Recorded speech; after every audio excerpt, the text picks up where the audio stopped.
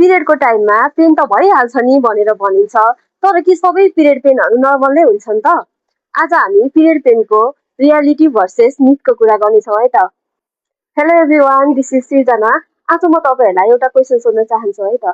पिरियडको बेलामा पेन भयो भने के हामीले त्यो पेनलाई सहेर बस्नुपर्छ त? Answer no. के तपाईँहरूले कहिले सोच्नु भएको छ हामीलाई पिरियड हुँदाखेरि किन यति धेरै पेन हुन्छ भनेर? आज म तपाईँहरूलाई बताउने छु है त। पिरियड हुँदाखेरि युटेरस अर्थात् हाम्रो पाठेघरले चाहिँ ब्लडलाई बाहिर फाल्नुपर्ने हुन्छ।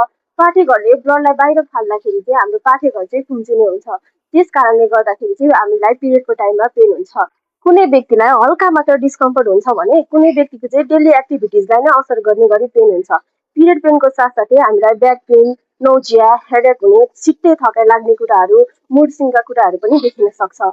पिरियड पेनलाई कम गर्नको लागि हामीले वार्म वाटरले सेक्ने, लाइट एक्सर्साइजहरू गर्ने, प्रशस्त मात्रामा फ्लुइडहरू इन्टेक गर्ने, सफिसियन्ट स्लिपहरू लिने, त्यस्तै गरेर हेल्दी डाइटहरू खाने गर्न सक्छौँ। तर सबै व्यक्तिमा यी सबै कुराले पेनलाई म्यानेजमेन्ट गर्छ भन्ने चाहिँ हुँदैन। कुनै व्यक्तिमा पेन किलर खाँदासम्म पनि पेन चाहिँ कम नहुन सक्छ। यस्तो अवस्थामा तपाईँहरूले हेल्थ ट्राई गरेर बस्नु भन्ने हुँदैन। यस्तो अवस्थामा हामीले डक्टरसँग कन्सल्ट गर्नुपर्ने हुन्छ। स्ट्रङ वुमन सफर साइलेन्टली भन्ने कुरा चाहिँ हेल्थको केसमा भने लागु हुँदैन। तपाईँहरूले आफ्नो बडीले दिएको सिग्नललाई बेलै नै चिन्नुपर्छ। त्यसलाई चाहिँ हामीले हेल्थ ट्राई गर्नुहुन्न, त्यसको टेक केयर गर्नुपर्छ।